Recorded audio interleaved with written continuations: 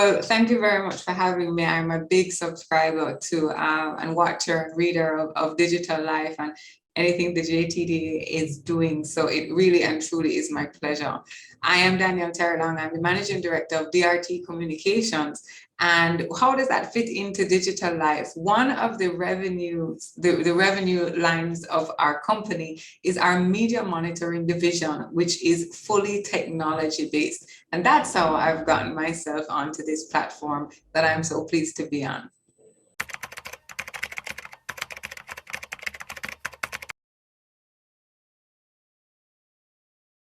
The path that led me to start DRT Communications was literally something boiling in my stomach, a passion to become a PR agency that was proactive to clients. You know, I was in corporate for a long time and I wanted a PR agency that would tell me what was about to happen, how we could respond to it long before it happened, that they could foresee it. And I felt like I could offer clients that very same thing. Now, I always laugh and joke about the original business plan of DRT. It only had me working with maybe 2 clients. You know, I saw myself as a small person, small company, maybe with 2 clients. And of course, almost 13 years later, we serve well over 100 clients across the Caribbean. So when you have plans, God has promises for you is something that I always say. So I started the company in 2008 in my bedroom, really on a prayer. I literally sat down and prayed, is this the right thing to do? Everyone in my family said, that's not a good idea. You have a child, you have a mortgage, you have all of this stuff, much less to go out on your own. And I actually really enjoyed my job. I was a marketing manager of Tru-Juice at the time. I really enjoyed my job and I really enjoyed working with my boss, Peter McConnell at the time. So to leave this job seemed crazy. And I will tell you that retrospectively, I still think it was kind of crazy. But this feeling, this burning inside of me would not go away. And actually, after many months of battling through it and of course, listening to the people that I trust, who would tell me, you know, no, not a good idea, it wouldn't go away. And I sat down, I came home from church actually, and I sat down and I said, God, I'm not praying about anything else for the next 30 days. I really just want to start this company. But if that's not what is to happen, well, just give me a definitive answer. And as cliche and as corny as it sounds, on the 3rd day, literally the Wednesday morning, I woke up and I knew that this was the way to go. I went to work and I gave it my resignation. And everyone was very surprised. Everyone was, you know, kind of very upset with me about it. But I knew in my heart it was the right thing to do. Even with said daughter and mortgage and, you know, being only, I think I was 27 at the time. Why I tell you that long story because it is still what keeps me going. That moment of prayer, that moment of clarity. I knew then it was the right thing to do. So when things get tough for me, I go back to that knowing and that assurance that all small businesses need to have something that anchor that holds them together when times get tough, because sometimes times get tough. I talk a lot about when the cash flow just has no flow. It's like cash stagnation. It should never be called cash flow. You know, some of the challenges, of course, in growing a business in an economy that we did. I should also note that in this moment, I also started this business when the world went through its financial crisis in 2008. And my sister said to me at the time, because I was scared out of my mind, business started well and then just dropped down to nothing. And I was so worried, should I go back and get a job? And my sister said to me, Danielle, if you can ride this, you will be able to ride anything. And I've stood on those words so many times. And as COVID-19 hit us in this past couple of years, I went back to her words then because she was right. If I could ride the global financial crisis, I must be able to ride a global pandemic, as hard as it would have been. And that was the start of DRT.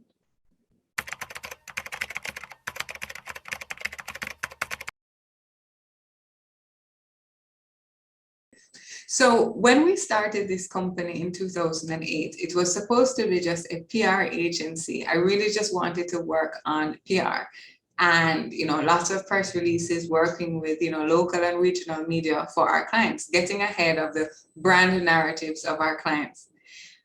I ended up working with Red Bull and of course was a part of their regional team. I used to do quite a bit of work with the team out of Panama. And one of the challenges that Red Bull had is that they would go every quarter over to Austria. My team out of Panama would go to Austria, and the US and the UK and the Canadian markets had this thing called media monitoring.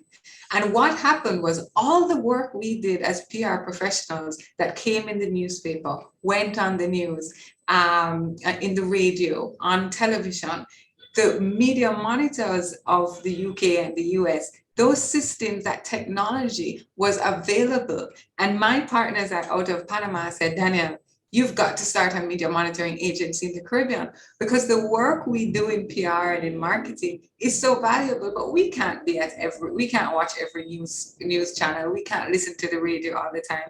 We certainly now can't listen every day to everything that's being said in social just to catch a clip of what is being said about our clients. At the time when they said it, I knew nothing about what media monitoring was, but it started me delving more deeply. It started me delving more deeply into the technology that surrounded media monitoring. And that was in a very traditional way at that time, monitoring traditional media houses, televisions, radios, etc. In doing that, it took me about 2 years to do it, to get the type of technology. It was also very, very expensive technology that we needed so there was hardware and then there was software. And also with the technology that was available coming out of the US that we wanted to license and also buy our own hardware, would it work with our broadcast systems here? We found out that the answer to that was no. So I gave up for a little while. I had told my father, who is a technology person and actually brought the internet to Jamaica back in 1996. I told him about it. He understands nothing about marketing, but he certainly understands technology. And he said to me, called me one day and said, Danielle, I found the solution. And I said, oh God, Daddy, I gave up on that. And he said, well, it's the same exact problem in South Africa. And there's a media monitoring agency there. I found them. I didn't even know my father was looking about this, but he was certainly interested in the technology.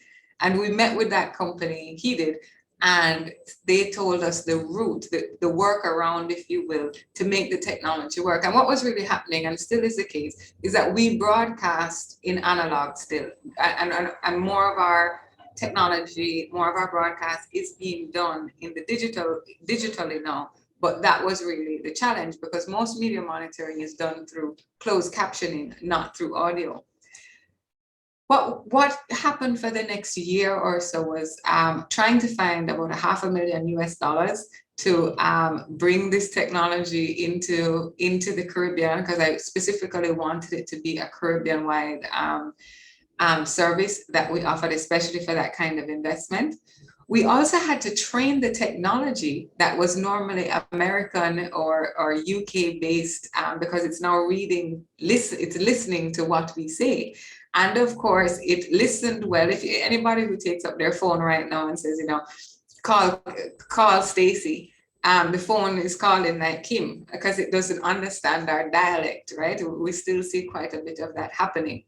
And so we could not get this technology to identify our dialect here in the Caribbean. And we learned the dialect between Barbados, Trinidad, Jamaica is actually much more different than we think.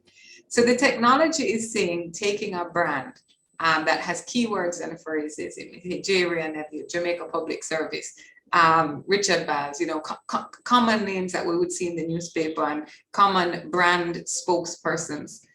It would listen for that, grasp that information, and say, oh, hi, Sajikor, you were named in, primetime news on TVJ last night, and spit it back.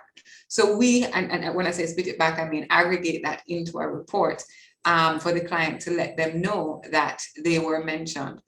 And I'll get to in a moment on why that's important. So, but what we did at that point was now train the technology to speak Jamaican, speak and understand Jamaican, speak and understand the Bajan accent, speak and understand Trinidad, etc. And so that it could hear it and understand it, and thus develop a higher level of accuracy. And that is kind of the breakdown of our technology. We have technology in Jamaica, in Trinidad, Barbados. We have partnerships in Guyana and other small islands. We have technology set up in Cayman and in the Bahamas. And let me just go back to really what media monitoring does and why it's important for clients. So big companies or companies that have very active marketing and PR campaigns want to know what's being said about their brands, especially companies that have brand ambassadors. They want to be able to know what's being said on Power 106 or TV6 in Trinidad or in the Nation in Barbados, and certainly can't monitor it all. Then, of course, Twitter, Instagram, Facebook, you name it. There's this barrage of information. But it's very valuable for a company to be able to measure the effectiveness of their campaign. Has it gone viral? Was it published in the newspapers, etc.? And then be able to put value to that, look at the sentiment. Was that article written positively? Was it written negatively? Do we have a crisis on our hands? And to be able to do that in real time is what our technology does. So we are now able, our technology allows us to do that. And that's when I talk about our technology available in all of these different countries, listening to all of these channels in the traditional and non-traditional media space.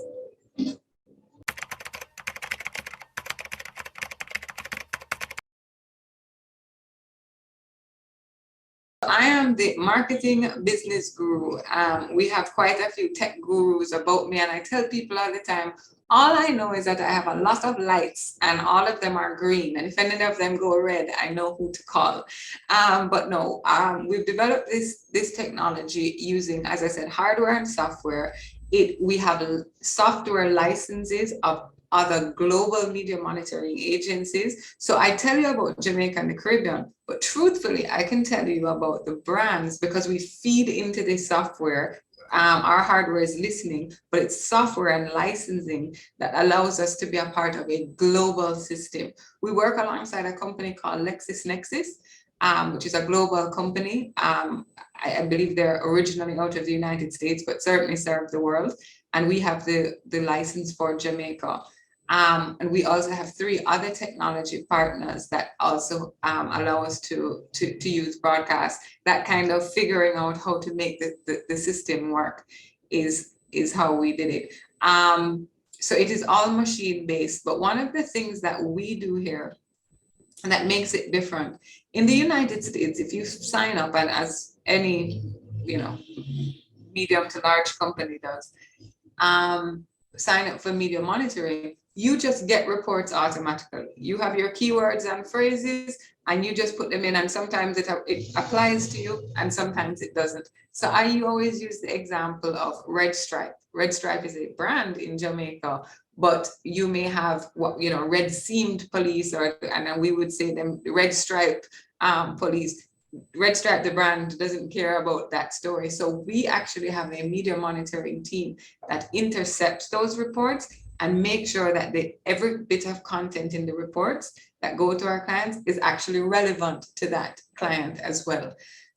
So we use a mixture, predominantly technology. I would say 80% of what we do is technology, but we like the human touch.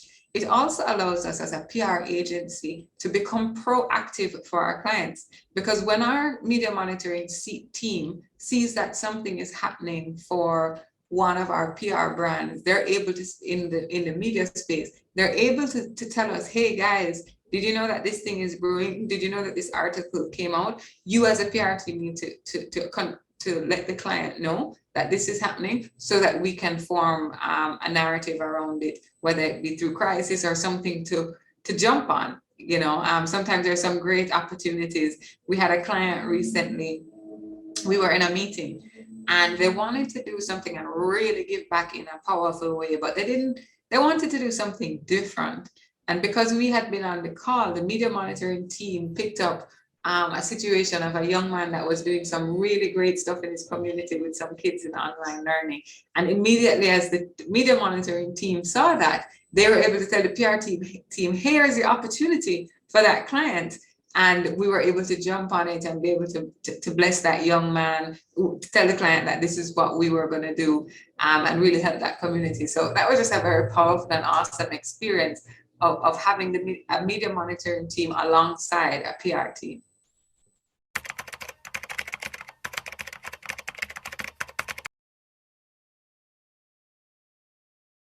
So our media monitoring platform, in terms of a name, as I said, we work with SaaS technology. But we have, three different people rather, that we have licensing agreements with. So we just call it our media monitoring, and under it we have different types of monitoring. We have our news monitoring, that's listening to talk shows, clearly news programs, anything that's mentioned in the digital and news media space. Then we have ad monitoring, which is literally right now, I can tell you how many ads were run for any brand across the Caribbean right now, and those are traditional ads. So that's our ad monitoring tool. Then we have our social listening tool. Our social listening tool is powerful. It is much different than many of the Hootsuite or the Sprout social. Our system goes much deeper. One, it identifies that there's a conversation happening around you. It goes straight into the sentiment. When something happens, we can tell you exactly where that conversation started, like with who started that conversation that is now gone viral. Our system is able to do that. In terms of upgrades and technology, with every system now, technology is, moving at a mile a minute. Just this interview alone, maybe a year or two ago, we would have probably been arranging to meet each other in person. So we are moving a lot more into cloud technology for the storage. You have things like, drives going, when you have physical hardware, you have things like drives going down as physical technology gets older. So, for example, we have to keep a lot of drives for our servers. We have to keep extras, because if it goes down, we certainly can't wait for them to come from the US.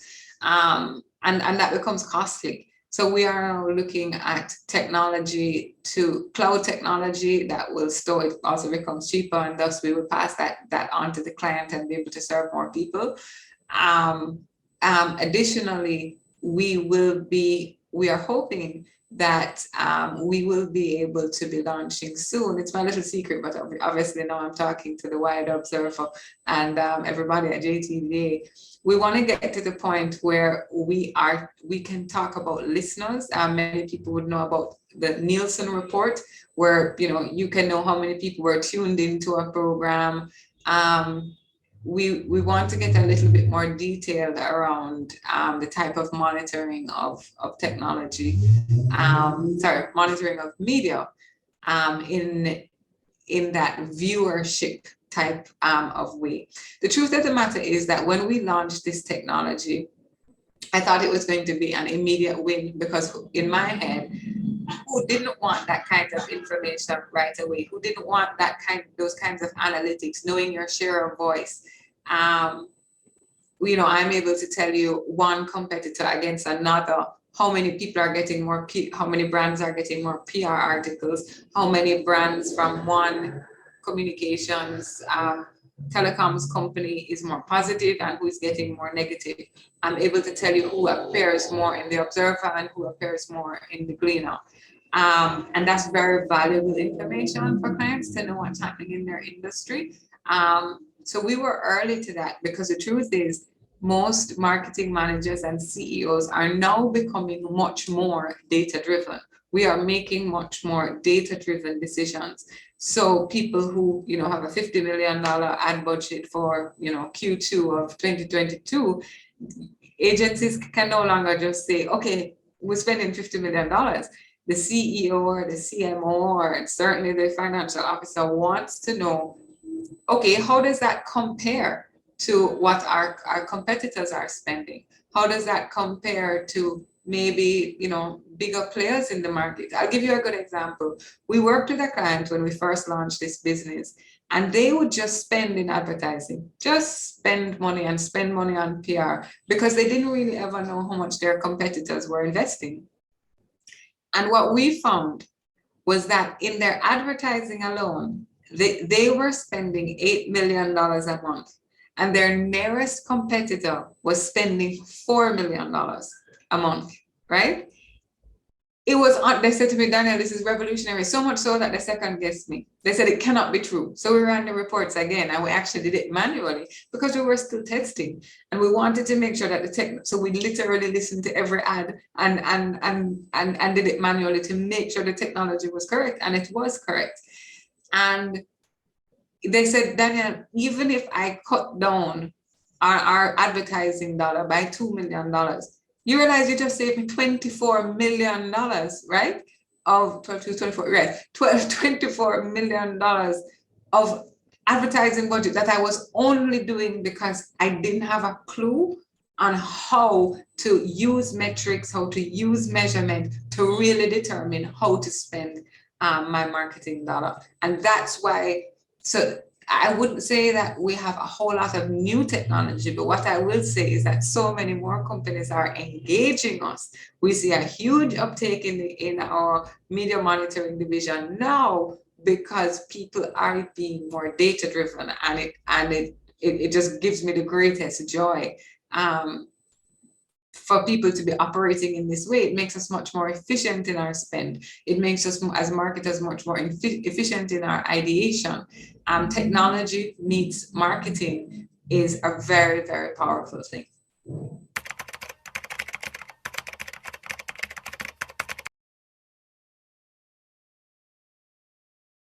Our ultimate vision for DRT Communications Media Monitoring Division is to expand our footprint even more across the Caribbean. We want to be the regional giant, if you will, in media monitoring. There are many media monitoring agencies across the world, but we have cultural context. We know when something is important for our Caribbean clients. We want to offer solutions that work for clients, reports that are sent to clients, whether they choose daily reports, weekly reports, that allow them to be more strategic in their planning. That's our ultimate goal. I tell chief marketing officers all the time, if you spend 6 hours right now on a board report, my goal is to have you home by 7 o'clock to have dinner with your kids, because it only took you an hour to develop because you are using technology to report to your board. That is our big plan, an expansion of the regional footprint and educating people that marketing and technology can now work in tandem. What we say to companies is that you spend, money on a financial audit every year, and it's something that you have to do. But it's so important because you get to see your efficiencies, your inaccuracies, your accuracies, where you're doing well, and what needs to be changed in your company. What media monitoring allows you to do is spend 1% of your advertising or your marketing budget and truly be able to make strategic decisions, be more efficient. And as such, we think no marketing plan is complete, no marketing budget is complete without a media monitoring component in it. And certainly 2022 going on, every marketing budget in Jamaica and the Caribbean needs to include a media monitoring component to it, just so that you know how you are measuring. We tell people all the time, you cannot measure that which you do not monitor.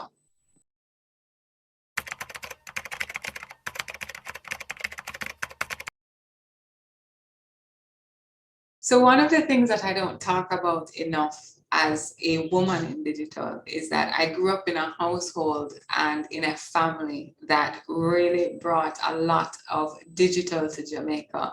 My father has worked he was the president of the Jamaica Computer Society for many, many years.